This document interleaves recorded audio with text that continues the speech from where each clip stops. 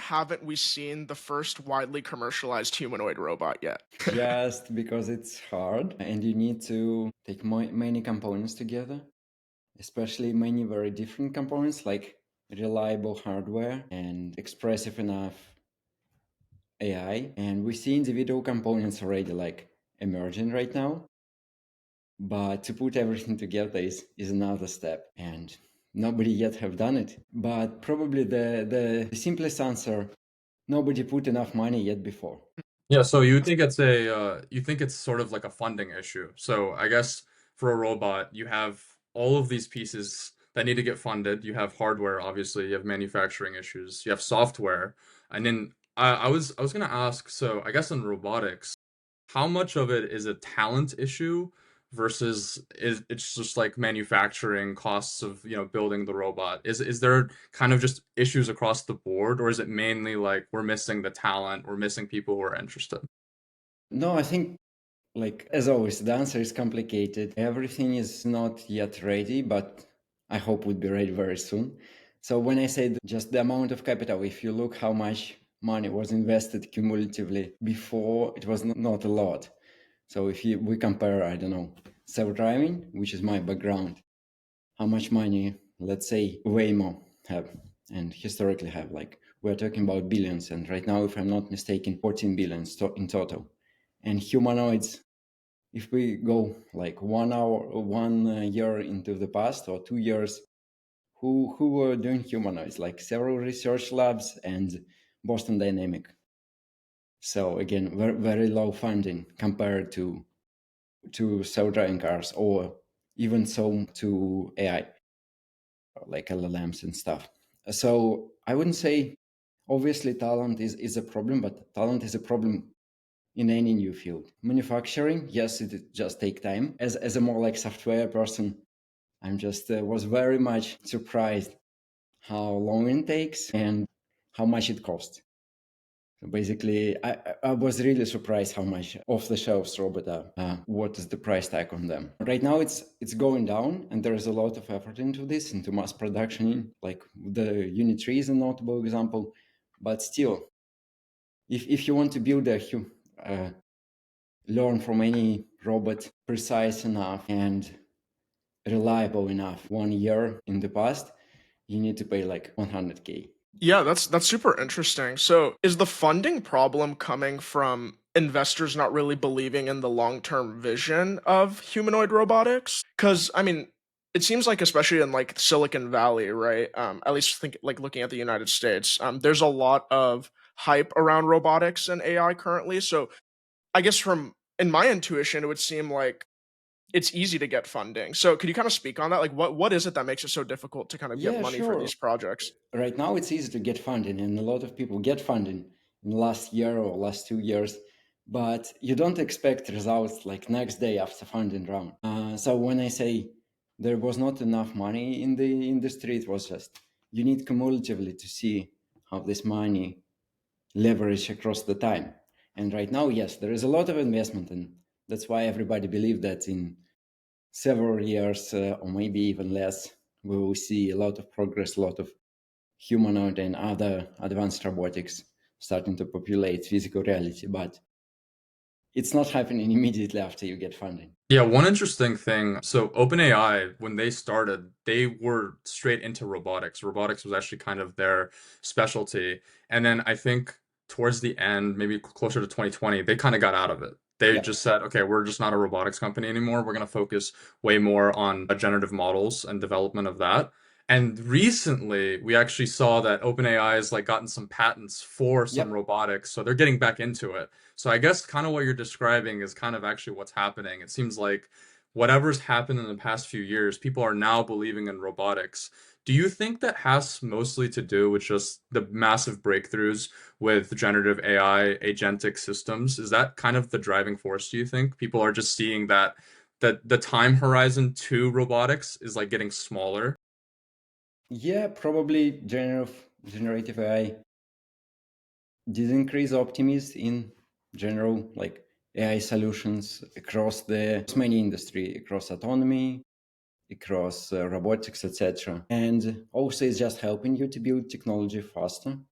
Because imagine how much energy you need to put previously into a robot to acquire some level of common sense from, let's say, images or LiDAR. It's like incredible. And right now you can just probably in one day prototype, take an image, sending it to API, asking, I don't know, ChatGPT to tell you what is in image and somehow interpreting it. So obviously Gen I push optimism and push the speed with which technology can be developed.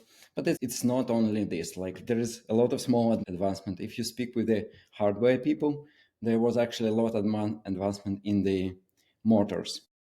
So obviously, if you are building any robot, especially humanoid, you need very powerful compact motors, and they were just not available, or basically not available previously. And now through some advancement, some of them coming from drone industry, surprisingly, we have much more powerful, much more cheap motors that we can use in, for example, humanoid robots. Yeah, that's really interesting. So it seems like it's more of a supply chain issue almost, which is pretty fascinating. I wouldn't think about that from the robotics angle. So I guess now kind of like digging more into the technical side, for someone who's like never seen before how a robot walks, right? Especially since you kind of work in locomotion, can you explain kind of what happens behind the scenes to help a robot basically take its first step? The methods can be quite diverse to do this. What recently been we can call it like a breakthrough, or even some people call revolution, is if we're talking about the locomotion specifically, is the advancement of reinforcement learning. So previously you need to not handcraft, but like spend a lot of time designing, fine-tuning a controller, which is hard because your system is quite complicated, and it just takes a lot of time, and the result is usually quite suboptimal from what you want to see. Like, if you see from all the robots, like old stuff, like was it from Honda, that like 10 years ago, they were like very slow, going very creepy, like definitely not how human walk. And if you look how, for example, quadrupeds, sorry, like old dogs robot right now chasing on the very complicated ground, it's completely different story. And this is done by reinforcement learning, which you apply in simulation, learn how to walk, how to run, how to recover from failures in simulation, and then transfer this model to real world. This was like one of the big breakthroughs which actually motivated me to move into robotics. There is a couple of very inspiring talks from Vlad Kotlin, if I'm not mispronouncing his name, but basically he called it a quiet revolution in AI, when you can start, do job and training in simulation and transfer this to reality. And this is, for locomotion, it was really unlocking. I can go into more detail how it actually worked, but Of course. I guess for people who might not be too familiar with reinforcement learning, could you give us kind of like a high-level overview of like reinforcement learning, the paradigm of it, and also you made a good point about simulation. So what is the kind of role of simulation in teaching a robot how to maneuver the environment? yeah. So reinforcement learning in simulation work, or just reinforcement learning in general, work in the following way that, contrastive to classical, like typical machine learning, you don't provide labeled data. You don't provide labeled data with answers, like is it a bad comment or good comment. You just provide a way for a robot or for something else, for some other entities, to interact with environment and somehow perceive this environment, and most importantly, with some kind of reward. So some kind of measure, is robot doing good or is failing. So obviously, if we're talking about locomotion, if you're standing upright, you're doing good.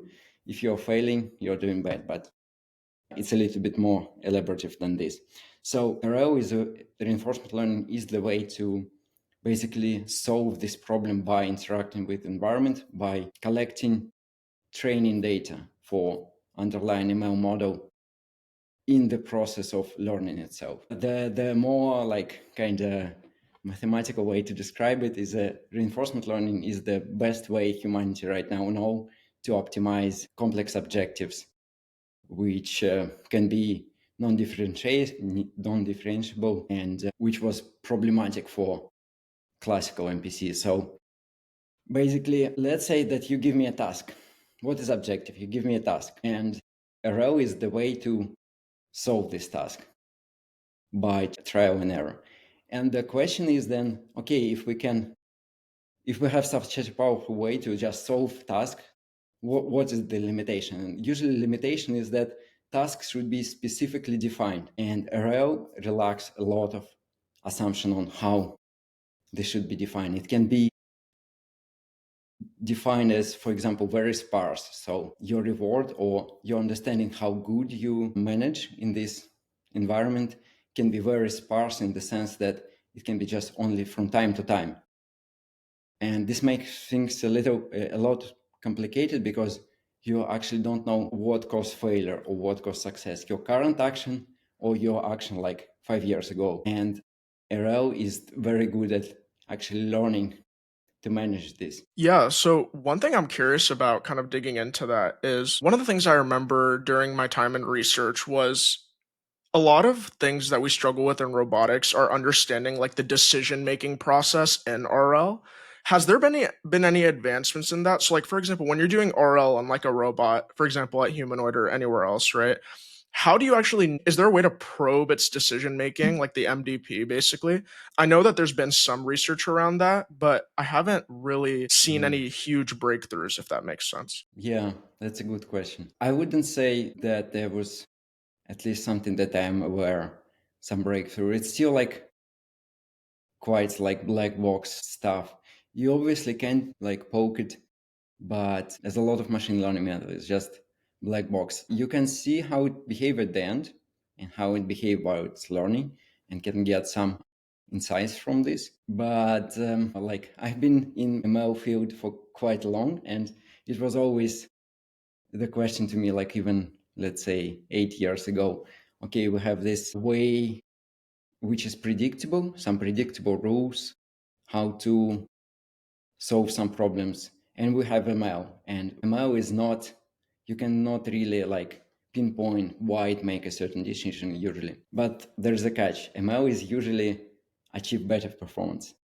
So you usually need to choose between you understand how system works, which basically equal to your decision-making system is very simple because human cannot understand very complex stuff, or you achieve high performance. With time, usually people succumb to the need to achieve more high performance and sacrifice interpretability. Yeah, so I guess this is kind of a deeper problem with machine learning in general, but I imagine especially in robotics, because a lot of what the robot is doing is grounded in the physics and the dynamics of the environment itself.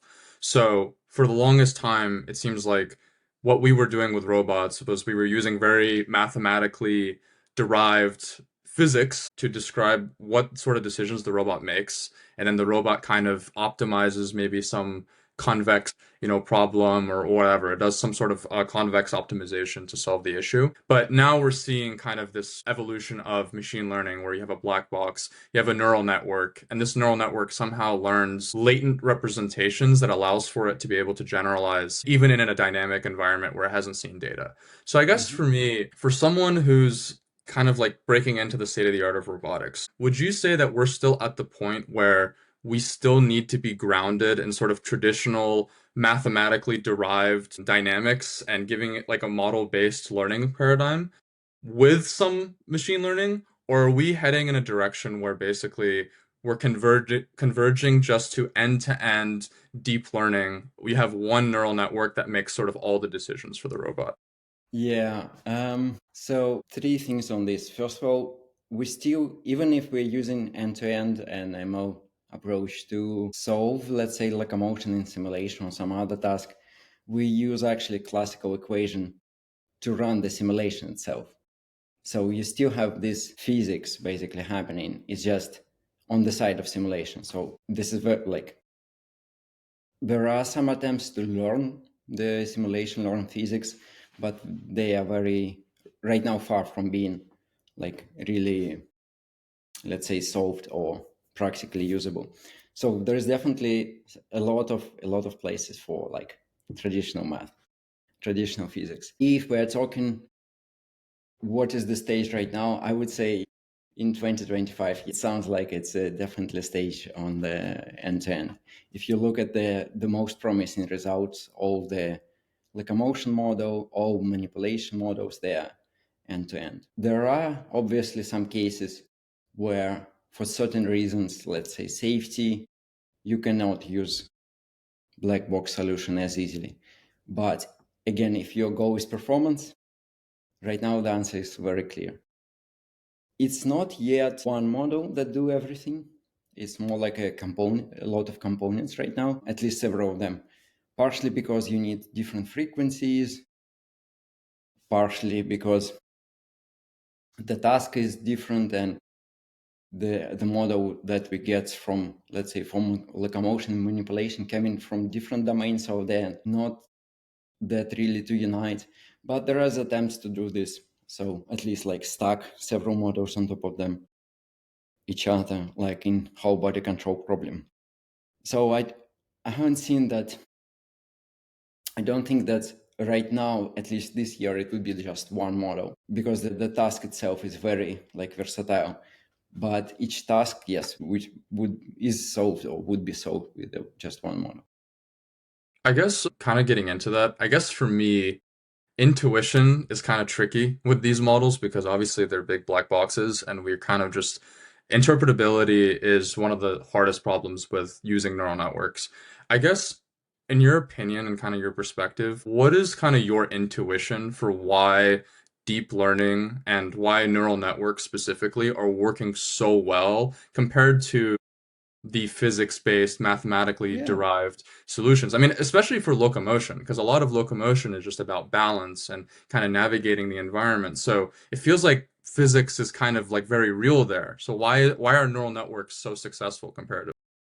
Yeah, that's a good question. I actually been looking into this a little bit because obviously right now there's a lot of tension and different people from different background argue a lot about this. There is like a very good paper from, was it from ETH Zurich, if I'm not mistaken, that analyzed why in drone racing, why RL beats classical controller, MPC controller. And they do it quite nicely, do a lot of ablation studies to show actually what is this critical difference between the MPC controller and RL. And the conclusion that they get is that refer to the notion of objective that I said before. So in RL, your objective not necessarily should be differentiable. And in classical approaches, your objective should be differentiable and most often convex. And this just leave you with you basically the convection that the objective that you actually caring about, which is, let's say, how much time it takes to pass through gates if we're talking about drone racing. This is not differentiable objective and not convex. So you either supplement with something crude, which is similar, like progress along the way or something like this. But in this implementation, you basically give to your optimization method slightly different task.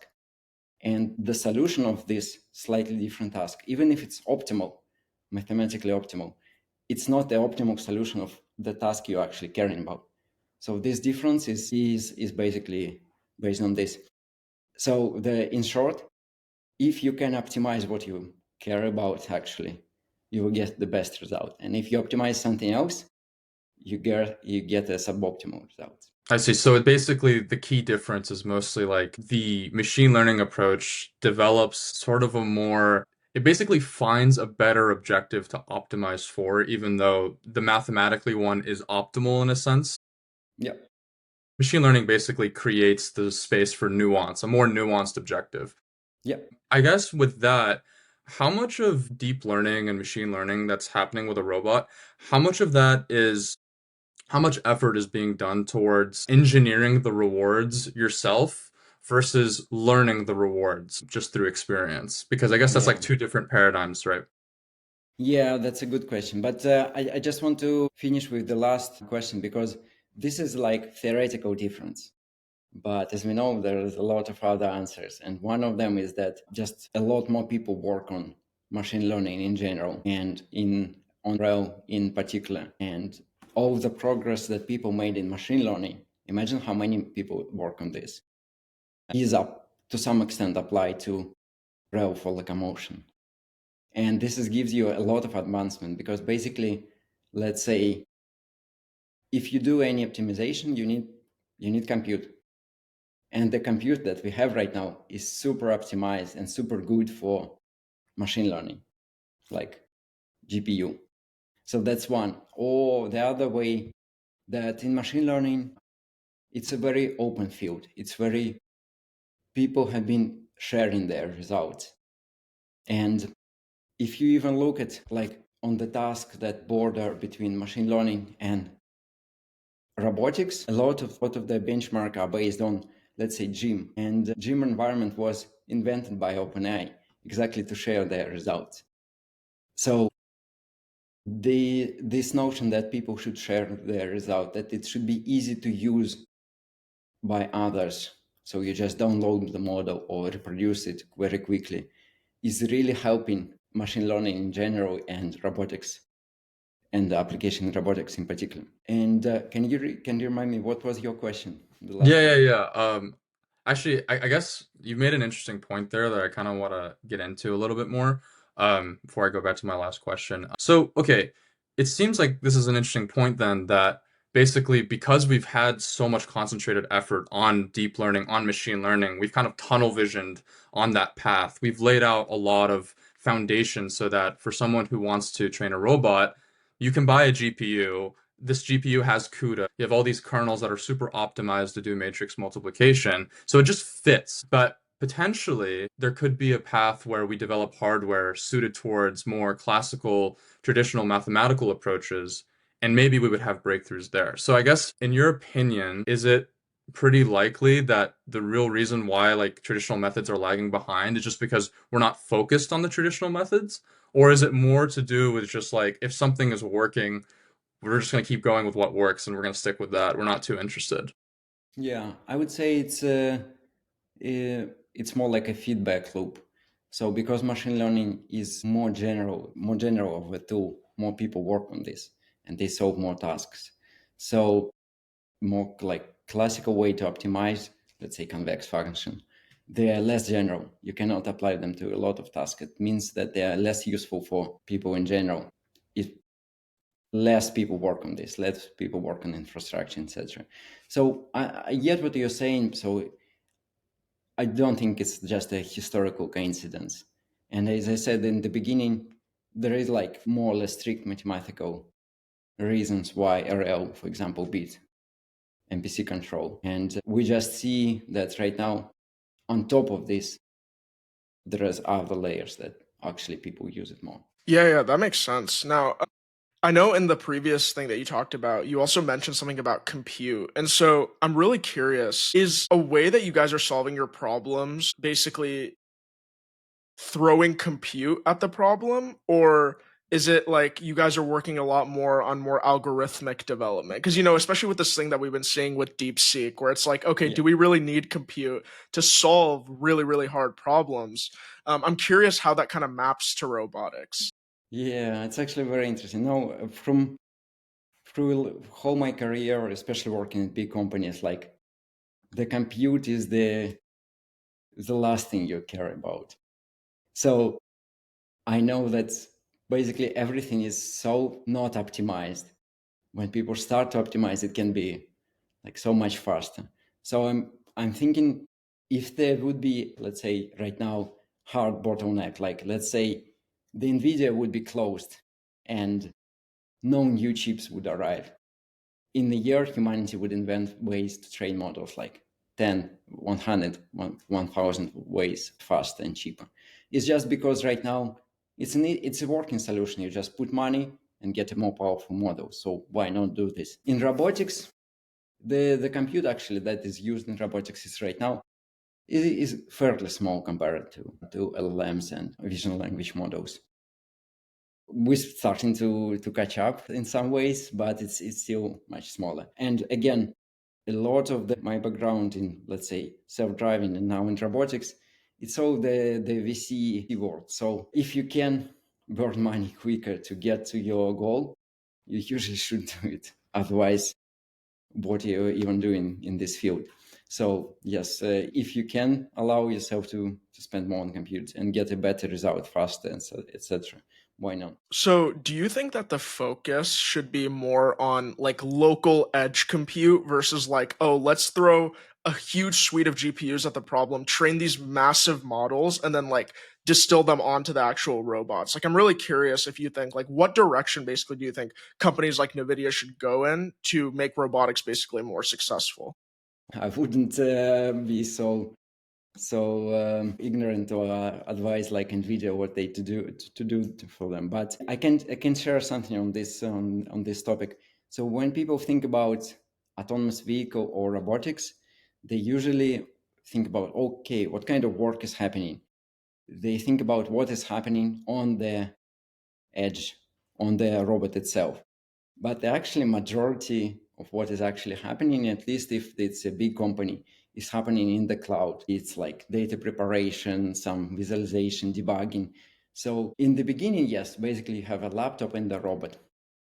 But further down the line, your robot is just a very like a tip of your iceberg, which is actually doing like the job. So having good edge device, edge compute definitely help, because you can spend less time of distilling, of optimizing your models. But yes, obviously majority of what is happening in the cloud. Yeah, I kind of want to get into that because I guess as someone who hasn't worked in an industry robotics field, I struggle to kind of imagine like all the directions you could go with training robots. So obviously, it seems like a lot of the time for training robots is going to be spent in simulation because of just the practical costs of testing a robot in the real environment, plus all the risks. If the robot's trained badly, it'll like destroy itself or something. So I guess one of the biggest problems that's classically known about robotics is sim to real. How do you make the simulation as realistic and the policy that it's trained in simulation translate to the real world? So can you speak on that a little bit more? Have there been big breakthroughs in sim to real that have allowed for progress? Yeah, the actual simulation is a very big topic for me. I've been working on this for quite a long time, and it's have many phases, so we need to be very careful when we think about it. First of all, as I said, yes, there's like enormous progress that happened recently. Now you can train real models in simulation to do locomotion. And this is incredible because it means that simulation really works. Because as you know, if you train real models and something is not like something is mismatched, a RL will find a shortcut and we would learn how to get reward without actually producing the desired behavior. So if you can do this, it means that simulation for locomotion really working.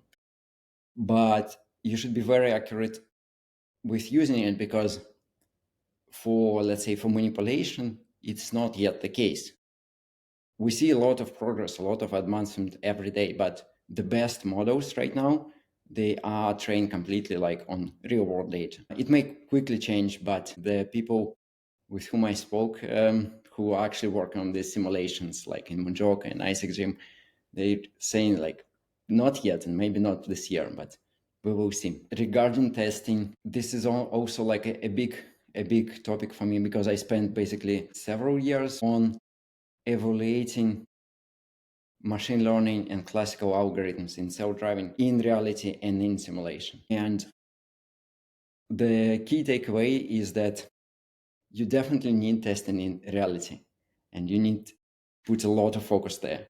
Because even if you have simulation, how do you know that your simulation is correct? You need to test it against reality first. So you need very good process of testing your robots in reality, and then you can start to supplement it with simulation, basically just to increase your iteration speed. And lastly, you ask about what is the sim to real transfer. Yes, there was some like nice technique that were, I wouldn't say reinvented, but more like polished and really explored. And now we have a really good recipes that if you put a cup of this and 2 cups of this, you will get a good sim to real transfer. And one of them, like domain randomization, the other is teacher-student learning. We can go more into details, but basically, yes, there was an advancement in sim to real transfer, but it's not mean that it works for everything. It works for specific application, but not for everything. So you mentioned the importance of testing in the real world as a ground sort of truth.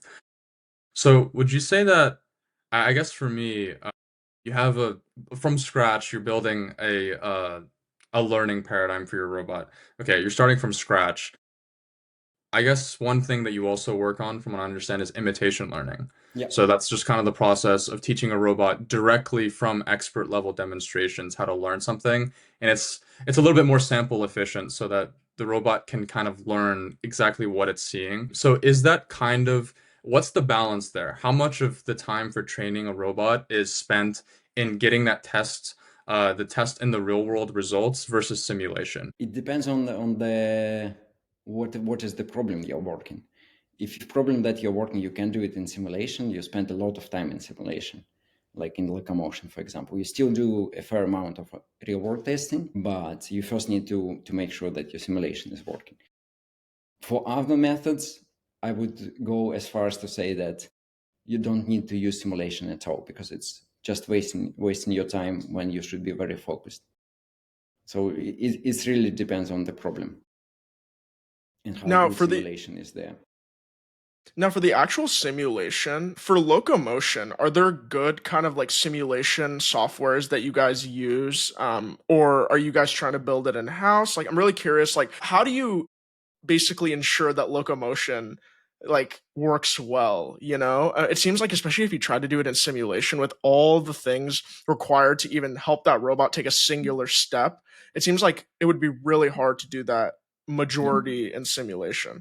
Yeah. So right now we are not developing our customer simulation, because there are so many good off the shelf products like Isaac simulation and Mujoka. Obviously, we're doing something in this domain, but you need to be focusing where you put your effort and time. And in both my self-driving companies, we have started to developing in-house simulator, and it didn't yield the result that we wanted. And especially for robotics, there is just much more available resources for simulation. Yeah, that makes sense.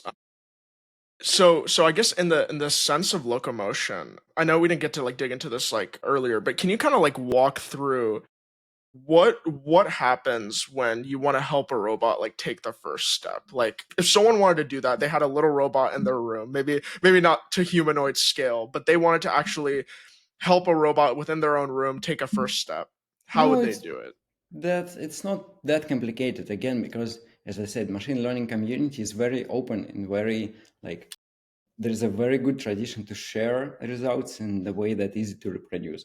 So basically, if you want to train locomotion policy for robots, it can take you, I don't know, half an hour, 20 minutes to install Isaac Gym and 10 minutes to train the policy.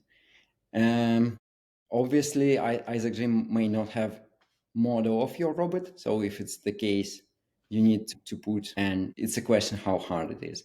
But if it's one of the robots that already have a model in Isaac Gym, it's very quick. You just download it, see the result for yourself, obviously visualize everything and ship it to your robot. It's that easy.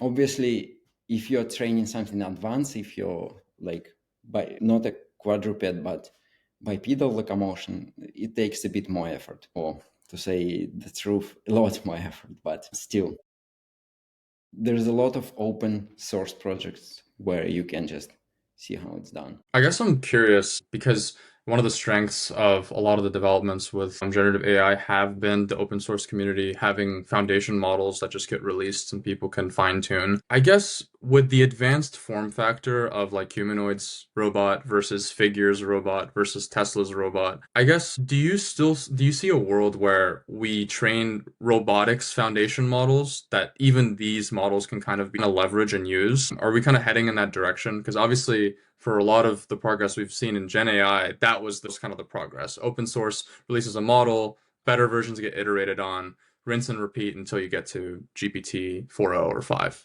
Yeah, yeah. So there is good and bad news. Bad news is that big companies are not going to share their data. So you're not going to train model on some foundational model on the that works for both, like Boston Dynamics, Tesla, Figure, Humanoid, etc. The good news is that academia people share, like, and let's say it was just this week, I believe, Physical Intelligence open sourced their model. So basically the most advanced manipulation model that just several months ago, like blow everybody's mind, how good it is open source now. And obviously this would speed up everybody's iteration. Yeah, that's really cool. I just looked up this physical intelligence, and that's really interesting. Yeah, it says right here they're releasing the weights and code for Pi Zero as well as their new Pi Zero fast autoregressive model. Yeah. And it looks like there's a really big team behind it too, so that's super interesting. Yeah, I wouldn't say it's that big. It's nowhere near like OpenAI. It's just, if I'm not mistaken, several dozens of people. Very strong people, but I doubt that they are really big in the sense of engineering right now.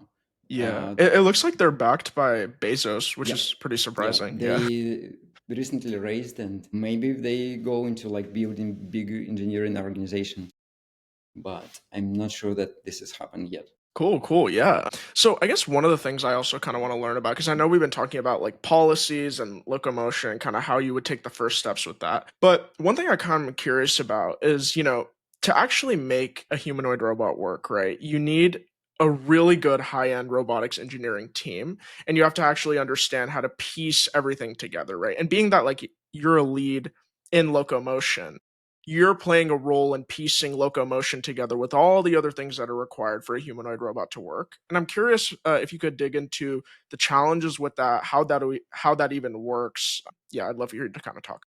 Yeah, that's a big complication that any robotics involves a lot of very different components, and people even speak different languages, and they have very different mindset, and like the distinction between software and hardware couch is very like notorious. So how to bridge it? You just work more together, communicate more, speak more often, like try to do something, sit shoulder by shoulder doing something. Right now, actually, to some extent, some of this problem of communication easy because like I'm leading two teams, like locomotion and manipulation. But so I can understand how to reconcile different dependencies. But yes, the communication culture and collaborative spirit across the organization should be very. Yeah, that's a really interesting point. Because one of the things I wanted to bring up is a long time ago when I took robot learning at my university, I reached out to this professor at Stanford University who wrote, I think, a really popular paper. It's called like Real Time Perception Meets Reactive Motion Generation. And it was a really cool paper. And I reached out to her because I wanted to get her insights on kind of what were the challenges and things that they went through building a system, a manipulation robotic system. And one of the things that she said that I thought was super interesting was that she believes that maybe part of the reason that we haven't made huge strides in robotics yet is because it's more of a people problem and less that it's a technical problem. And she was saying how she believes that when you put together a group of great people that can work together and overcome a lot of challenges, that is what it takes to build a great robotic system. And I'm really curious about your insights on that. And I'd like to kind of get your perspective Yeah. on what you've done at Humanoid and how that kind of maps to what Jeanette said. Yeah, I would say a lot of the problems actually human problem. When I try, some friends ask me recently, like, what are the biggest challenges during your career, like for this project, for that project? And most of them were like, actually not technical, but emotional challenges or communication challenges. Because technical, like, this is what I'm good at, or at least supposed to be good. And communication is not something that I studied in university. So yes, and especially the more complex system that you're building, you need more people. And more people, more engineers. Engineers means that you need more managers. And amount of communication layers actually growing exponentially until it's choke your organization. So that's a very hard question, how to stay, basically allow every engineer to talk to every other engineer like a peer instead of going through like a bunch of managers. Yeah, I also kind of, I mean, this is sort of loosely related, but it seems like, especially with working on robots, there's a lot of things that people might not think about in terms of infrastructure. So obviously, you've trained the model. How do you have 100 or 1,000 robots that you want to test this model on? How do you deploy the software to all the robots at once? What are some of the infrastructure challenges and kind of pain points of going from like, okay, I've trained this model on my computer, it runs really nicely in simulation. Now I need to get it onto a robot. Yeah, so deployment is a problem. I wouldn't say it's like a huge problem, especially with all of that advancement in Dockerization and containers. Yeah, I would say the problem that if you deploy it on, let's say, 100 or 1,000 robots, each robot need a human babysitter right now. And it also need like a physical space. So just where you get so much space, so much people to do to babysit robots like technicians or something like this. This is a problem right now. I'm curious, I guess this is kind of related as well, but you worked in self-driving for a very long time. So I'm curious, what are the parallels and differences between working in self-driving and working with robots? Is a car just a big robot, or is it a completely different paradigm? Yeah, there is similarities and differences. Fortunately, for me, at least, there is a lot of similarities. So when I moved there, like it's the same. We just call it slightly different. I would say going from self-driving, what surprised me actually, maybe immaturity a little bit of the field from like industrial perspective. So robotics was driven by academia, and self-driving cars for like for last decade was driven by industry. So we have much more money to build good infrastructure. The same, let's say, cloud infrastructure, which is absent in robotics. So I would say, yeah, there is a in the nutshell, yes, you can think that car is just a big robot. It has some challenges that the autonomous vehicle need to be tested in real city, because otherwise the environment is too simple, and testing in real city is like a safety challenge. So you're very like, it's much harder to test. And robots, you can, I don't know, if you're building a warehouse robot, you can just test it in some kind of playground, which actually helps a lot to accelerate your speed. For example, the last company, self-driving company that I worked at was Wave, which actually, we can say, pioneer end-to-end approach. So when I came to robotics and now end-to-end approach with imitation learning, with foundational model became like almost kind of way to go. I'm like, that's great because I know how to build it. Yeah, that's really, really cool.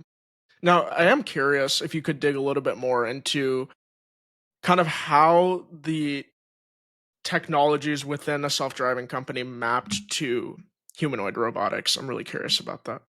Software company or self-driving company? Basically, your experience from kind of Wave mapped to humanoid, and kind of like, were there challenges to that, right? Was there specific methods and things that you learned when you were trying to do machine learning engineering at a self-driving company? And I guess for anyone who's, for example, trying to go down that path, right? Trying to maybe one day go into a humanoid company, is that the Yeah. path that they should take? I'd love for you to kind of speak on that. Yeah, that's a good question. I would say the biggest difference was how easy it is to break robots, at least right now. With the car, you have the opposite problem. Your car can break something else very easily, but it's definitely not the case that your algorithm somehow like turned the wheel too fast and now be broken. It's theoretically possible, but I never have see this happening. And with a robot, if you're not accurate the first time you run a model, it will break your robot immediately, like for some reason or other. And that's definitely happens to me.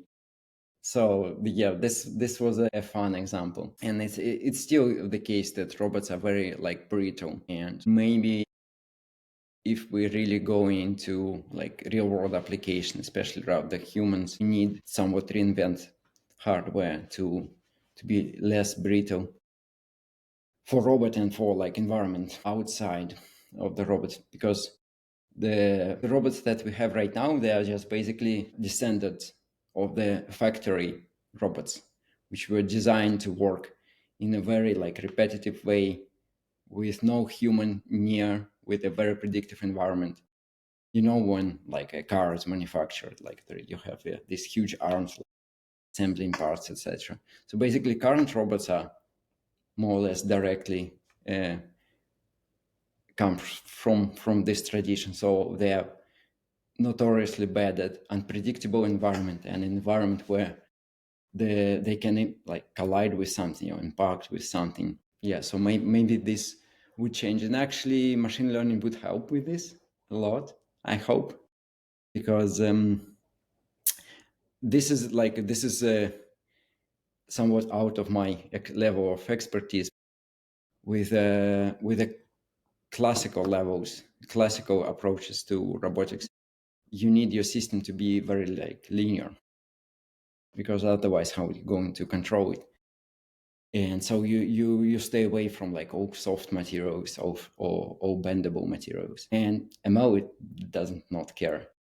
To some extent, to some methods, it's even better to have bendable materials, soft materials, because now with the vision, with the eye, you can see how much force is applied, because you see how much is deformation in your fingers or something like this. So instead of putting complex and expensive sensors, which is always limited how much you can sense, you can see everything, all deformation from just vision. I would. This is as I said, it's slightly not my area, but I'm very excited to see what's happening there. Yeah, I'm curious, I guess with robotics especially, I'm curious if you have kind of this issue of brittleness and you kind of have this issue because I mean there's so many little things that you probably wouldn't think about whenever you're designing like a robot like that might influence it. You know, maybe one motor is slightly off compared to the other motors. You know, the environment is very strange. It applies a different sort of friction to the robot. So I guess when you guys deploy a model onto a robot, how much of a variable is the individual characteristics and condition of that robot and sort of how effective it is in the real world. So Yeah. obviously, it's like every robot is technically kind of a different robot to the robot next to it, right?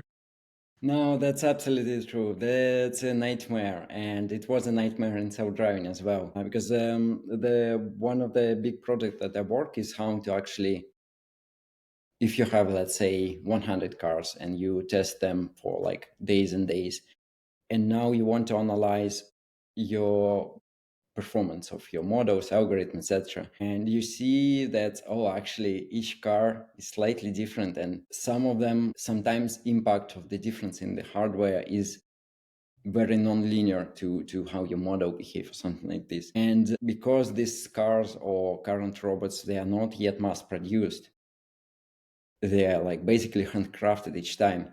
It means that there is a lot of variation. And it also means that it's not only robot by robot, but even like next week is robot slightly different because somebody changed, like put a slightly different end effectors or something like this. So yes, this is a nightmare. Again, machine learning somewhat, especially end-to-end methods, somewhat better in this, because they can basically, if this diversity is in the training data set, they can very quickly adapt to this. And we have been talking about sim to real transfer, and one of the like key ingredient in this recipe is actually, which became like more like kind of already like a standard, is the teacher-student distillation, where basically teacher model know everything about your robot precisely and about your environment precisely, etc. And so we don't need to like estimate anything. You just need to learn how to control the system. And then after you have this teacher model, you train student model that actually don't know anything about environment, and what it knows about itself is also like with some noise about what it knows about the robot is like you add some noise. And basically this model struggles a lot to do the job. So you increase how much history of the past of what was happening in the with the body in the past several frames or several seconds is happening. And what actually this student model learned is kind of self like system identification on the fly, because it learns, oh, I'm actually in this body because when I move my arm it moves this way. And when you transfer this to reality, actually do this system identification implicitly, which is super cool. So going back to what I said, machine learning is a bit more robust to this, because if this diversity is present in your training data, you can hope that, yes, your model will be able to account for this.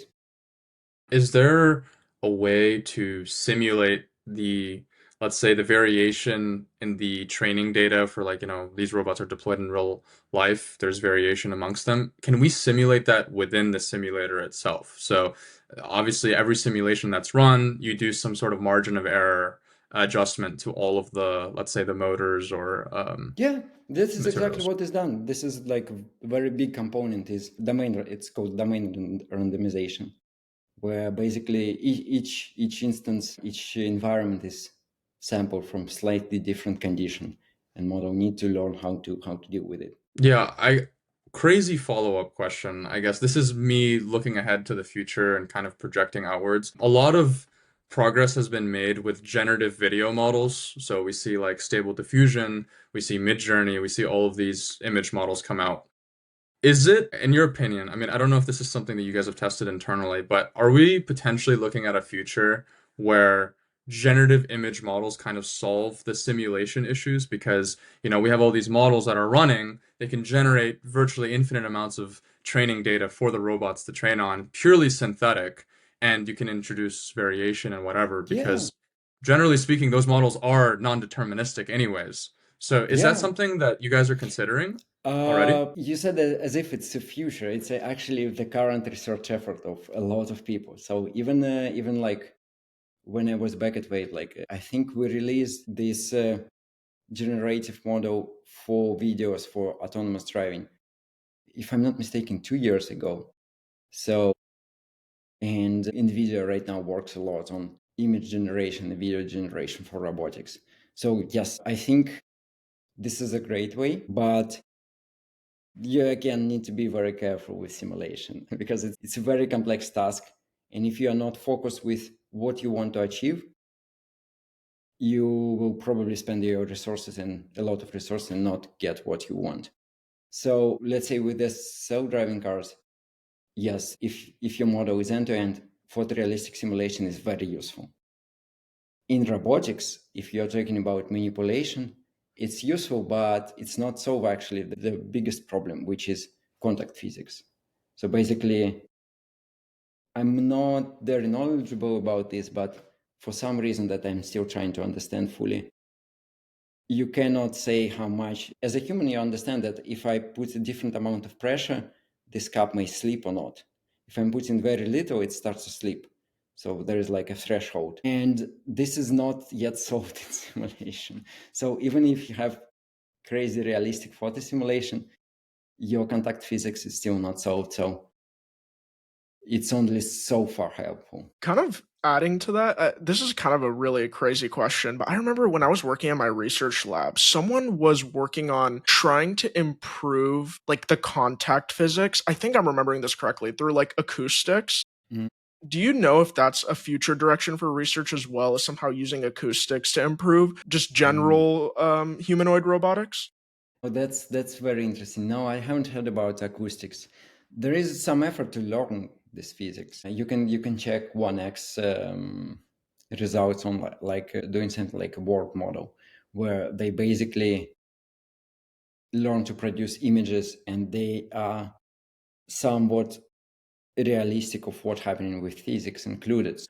You basically say to the robot how much you apply the force, and based on this, it's either holding the cup or you see that cup is slipping. But I'm yet a bit skeptical, because from pure image you cannot learn like weight of the object and friction.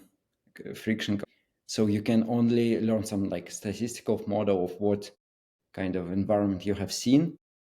But it means that it's quite a very dangerous part, because it means that your learned simulation would work in your laboratory, but would not work in like your application side.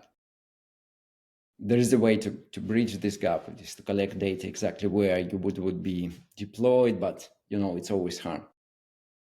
So regarding acoustics, not, but there is a multiple ways how people right now try to break it, and maybe it soon would be cracked. Yeah, I was gonna say it seems like it's mainly a data problem because, like, for example, for like the pressure stuff, right? There's not like an ImageNet style data set out there, Yeah. or like pressure on a cup, right? But if there was a really really robust data set that's eventually open source by like a research lab, I would imagine there would be a lot of progress in that area. So that's Yeah, super cool. that's true. There is some effort into this direction as well, like compiling data sets with like tactile information and force feedback, etc. But it's not yet there. I'm curious, I don't know if this is like a question you might be able to answer, but why do you think we have such an emphasis on like the humanoid form factor of the robot? Like, isn't it conceivable that we could come up with all sorts of alien configurations for a robot that might be easier to train and easier to do the tasks? Yeah, Just to add, that's a really good question because I remember when I looked at Humanoid's website too. You guys have like I think you can like detach the robot and then like there's like you could like put wheels on it or something like that. From like what I remember, which is pretty. Yeah. So this is the question that I get a lot. So I somewhat prepared to answer it, but if something would sound fishy, please keep digging. So one of the simple answers is that right now all work is done, like there is a lot of work that is done by humans. So basically working conditions optimized to humans.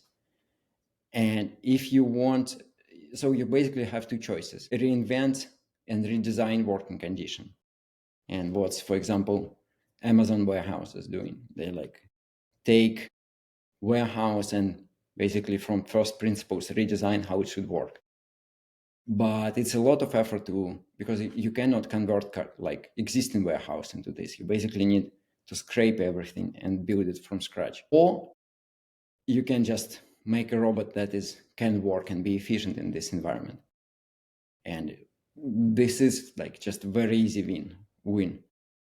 Another reason is that even in the future, I will believe maybe after humanoids, maybe, and when I say humanoid, I'm like taking it a bit more like generally. So it's not necessary with legs, for example, because we in parallel, as you say, the legged version and wheeled version. But when I say humanoid, I roughly understand that it's somewhat of the size of the humans, have some arms, probably two of them, some legs or wheels. And it may be the fact that in future, maybe even after humanoids taking like warehouse applications, stuff like this, there came era of like more specialized robots to this application, because yes, you don't need, for a lot of tasks, you need like giant ass or like octopus or whatever, or hive mind, I don't know. But what is for certain is that there would be human people living in this world. So, and they would be, I don't know, they would be living in flats, hotels, restaurants, etc. So there would be a lot of environment that like fit human form factor. And you want robot to be able to go there, do something. So it means that there will always be a big application for humanoid form factor. The third reason, which is quite interesting is that how are you going to collect data to train model to operate octopus? Are you going to hire octopuses to do this?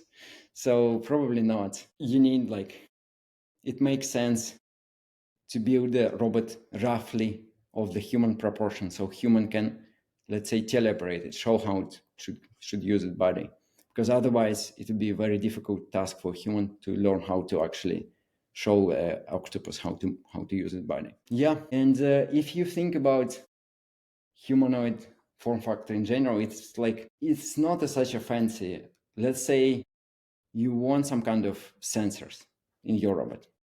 Do you want to put them at the bottom or at the top? Probably at the top, because at the bottom it would see the floor and not everything. So it should have some kind of head.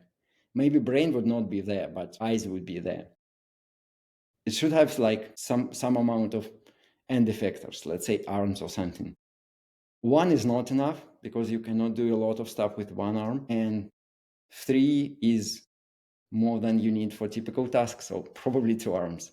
And if you go into this direction, you will see that actually humanoid form factor is not that crazy idea. It's just very, very simple way to say that our world right now is built by human for human. And we can start with this form factor, and maybe in 10 years, it would be a nanobot or hive mind or whatever. But right now, it's definitely a good idea. Yeah, I was gonna add, it's like kind of adding on to the octopus thing. It's like, okay, well, how about like all the challenges behind doing something like that too, right? It's like in an optimal world, like the octopus would reach its arms up, grab something from like the top shelf, and there would be like no ladder. But then the degrees of freedom, for example, required to even like do something like that. There's so many challenges. And I think my guess is because we understand humans well, because we are human, that's probably why we've been able to make so many advancements in humanoid robotics. So that's really, really cool. Yeah, I guess this is sort of just leeching off of kind of recent progress. It seems like a lot of the theory and kind of practice of robotics is kind of like, okay, you have some model you train from scratch from data, simulation, or the real world. How practical or feasible is it, do you think, that maybe in the future, instead of training your own custom like decision transformer or something, you take something like an LLM and you plug it into I guess you just deploy it locally to the robot and then just give it the tools to, provide signals to the torque, to the all the torques and all the motors and the robot. Like, is the future going to be something like GPT-6 distilled on a robot, or is it probably still going to be custom neural networks for each task that the robot needs to do? Yeah, that's a very long discussion.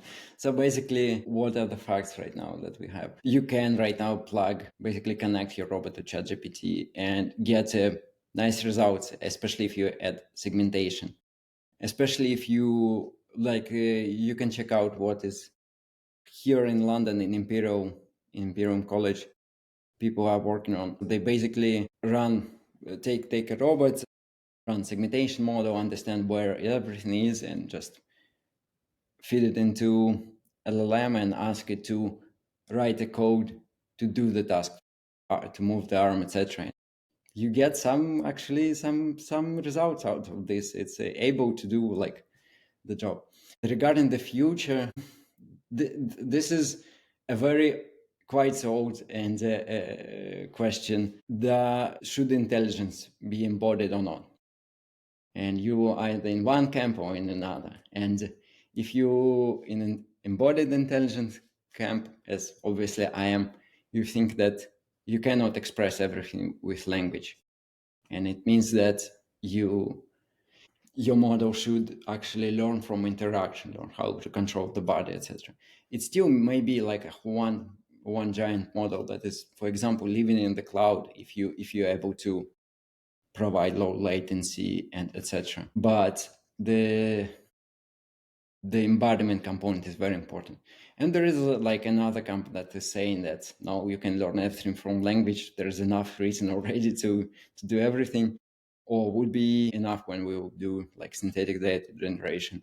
But I'm skeptical about this. Otherwise, I would not go into robotics. Yeah, that's really cool. And I know that you kind of mentioned the cloud, and then you also mentioned it earlier. So I kind of want to dig into that.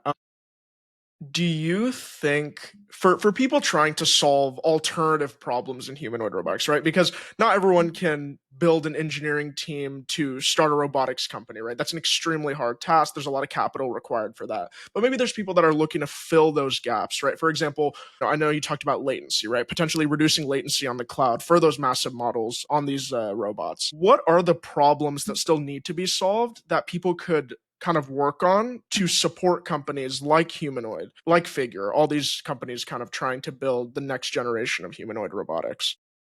Yeah. No, that's a good question. There's obviously a lot to do, and we see some early signs of this, like let's say the same physical intelligence.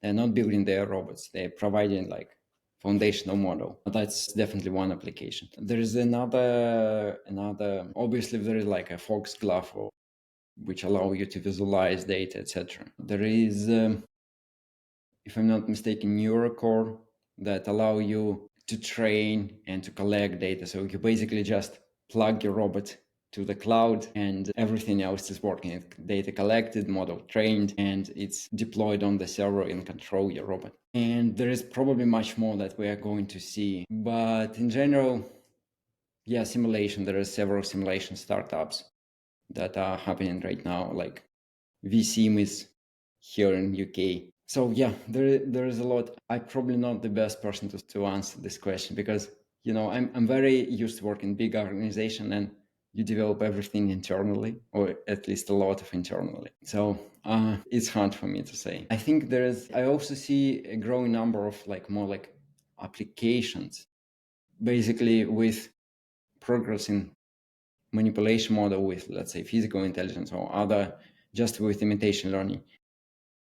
Like I talk with a lot of companies that just realize that you can take a trolley that's, I don't know, some kind of powered trolley, put a couple of arms on this and do a lot of stuff already. You can clean the kitchen, you can take groceries in the supermarket, you can clean the hotel room, etc., etc. So this is very exciting. I don't know how good it is to focus on particular application versus be more general purpose robot. But this is definitely happening. Yeah, I kind of want to zoom out a little bit and just look at the general robotics startup scene. So, at least in the tech bubble here in the US, one thing that I often hear and people kind of point out is that it seems like in Europe, one of the disadvantages you guys have is there's a lot of regulation and there's a lot of rules that you guys kind of have to follow that, the people in Silicon Valley maybe don't.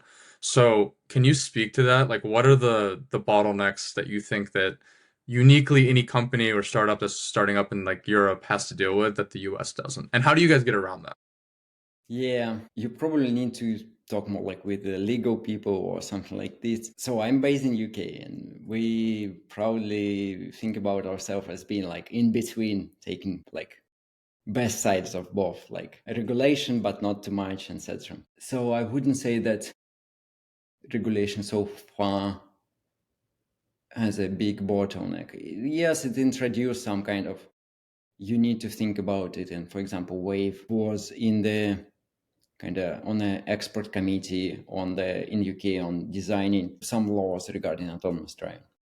So you, as a company, if you want to make sure that everything would work, you need to be there. It means that you need to pay people to work on you who know about this, etc., etc. In robotics, yes, there is some problem with, let's say, bipedal robots that you just don't know how to certify them because there is no standards on industry standards. But to be honest, I wouldn't call this a blocker. I mean, that's good. In UK, maybe on the continent it's a different story. But Yeah, I mean, I guess especially with the self-driving, were there I guess this is my American ignorance, but the European Union, there's that whole situation with the UK and stuff. How easy was it to kind of test self-driving in the UK versus, yeah, in Belgium versus somewhere else in the EU? it's hard for me to answer. I know about how was it hard situation in Russia and in UK. yeah, something about yes, but Europe, I never lived there. So Fair enough, fair enough. I guess this is kind of like a side topic, but sort of interesting. You're working on robots, and obviously robots are going to become more and more ubiquitous as time progresses. So ask a somewhat human biased question. What do you think is going to be the responsibility of humans as robot develop more and more? And I'm talking more in like a technical sense, and because obviously with self-driving has reached a pretty nice point where we can really reliably have robot cars drive themselves. But with robots, do you think that there's still a lot of time left where human supervision and human in the loop feedback mechanisms are necessary? Or do you think increasingly what's going to happen is that synthetic data will win out and robots will be self-sufficient, and maybe we'll even have robots supervise robots? yeah, that's a good question. So first thing, there is already a lot of robots completely autonomous. It's just on a narrow application, usually like a factory or something like this. It's true that right now it's a very good opportunity to try to do like something like, you can call it a shared autonomy or whatever, but basically your robot try to do it itself, but when it is not capable, you just fall back until human teleoperate. And this is just very good economical model, because let's say you are a startup and right now your technology, your autonomy level is very low.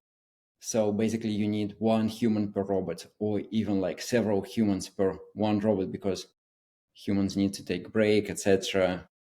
They cannot work like 24/7. But as you scale amount of your robots, and if your autonomy level is increased with the same speed, you basically can have the same amount of people, but scale amount of robots. And this is not new. For example, there was a lot of such ideas in self-driving cars as well. Like, let's not solve everything. Let's rely on teleoperation. But in self-driving, I don't know. I don't want to disappoint people who worked on this, but it in my opinion, it really didn't work, because you cannot rely on good connection. First of all, good connection out in the field. And second, you need to very quickly react to certain situation. So basically, if there is like imminent crash, you will need to intervene very quickly. And so basically, level of autonomy when in the complex situation, car just pull over and human intervene, is not really working. In contrastive, it's much more applicable to delivery robots. You know, the small one.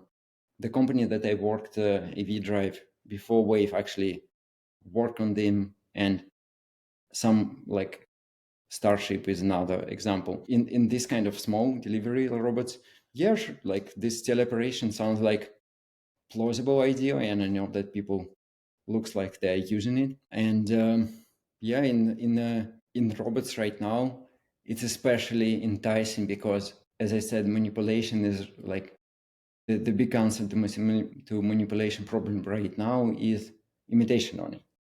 So it means that every time a remote operator intervene, they not only solve this problem, but they also you can train on this data immediately.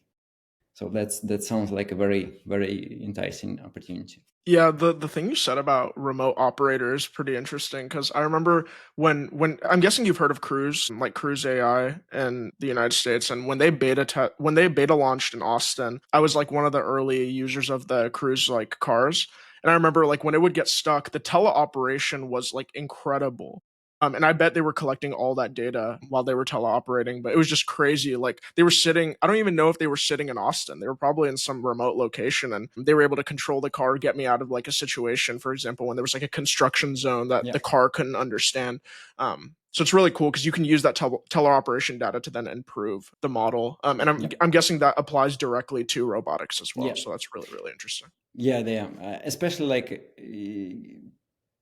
to some method, it's easier to use this data. It's definitely a good data anyway. But let's say, if I'm not mistaken, Cruise was more like a classical approach. So you cannot directly use this data just to feed into the model to learn how to do. And if your robot is trained with imitation learning, this is just exactly their kind of data it's needed. Yeah, I guess Omid, if we want to transition, so we're gonna hit like the rapid fire questions now. So we're All just gonna right. ask you a bunch of questions and you just gotta like, give your best answer within 20 seconds, 30 seconds, that sort of thing. So we'll just start throwing them out. So I guess the first question I'll ask is what is your timeline? I'm sure you've heard the term AGI, which is like the big, artificial general intelligence, where we have something that's smarter than a human and fully autonomous. In your opinion, based on what you've seen in research, what is the timeline for us to reach AGI? Oh, this is the true broad of the question. With like, sorry, am I like a very boring person? Let's first define terms, etc., etc.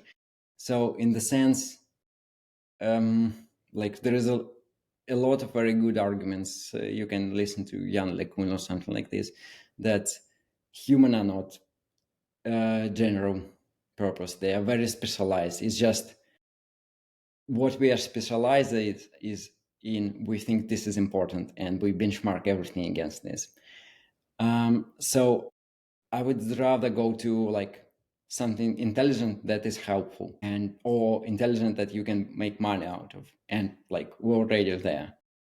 Super level, again, it was already surpassed with like, let's say, a calculator or something like this. Cool, cool. Okay, so another question we have is, what is your favorite programming language?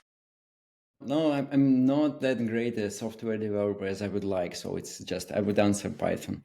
I always try to be more like hardcore at C++, but I never get to that level of like confidence, just amount of time I invest in this. So yeah, Python. Okay, if you could automate one task in your everyday life, what would it be? That's why I'm building robots. I really don't like cleaning my flat. Yeah, that would be probably the biggest one for me. So here's another one. In 5 years, how do you hope Humanoid has changed the way warehouses operate?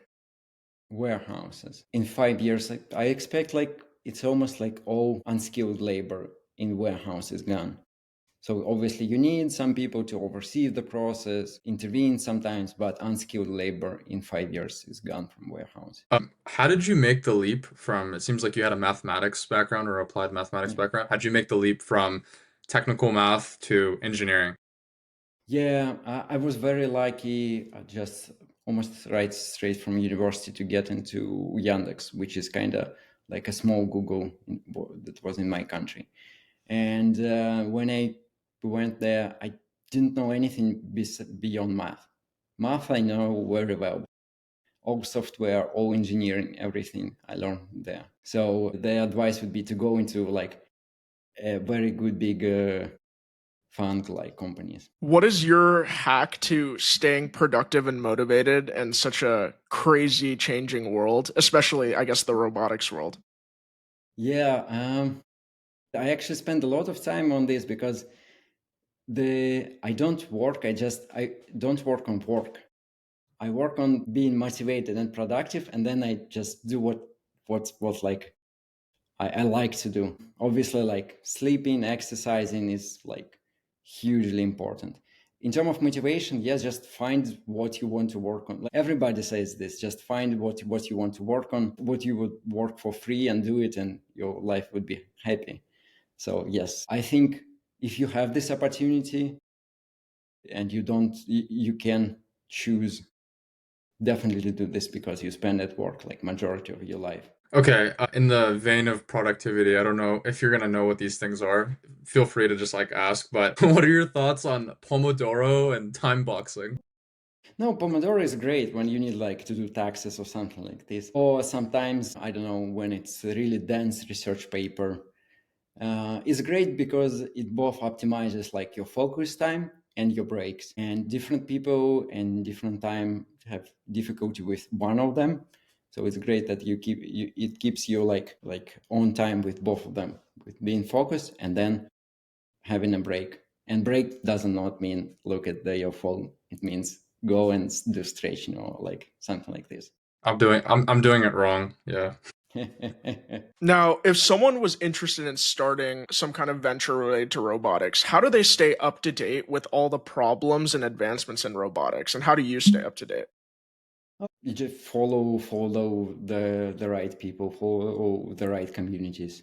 For example, I don't know, find just some good community out there. For example, in my case, it can be like a Le Robot from Hugging Face, and just their list of research papers that they discuss is just brilliant. Okay, I guess in that sort of vein, how much time are you spending on research papers and reading research papers outside of work? And how much time are you doing, like, how much time should be dedicated to research papers and staying up to date with that?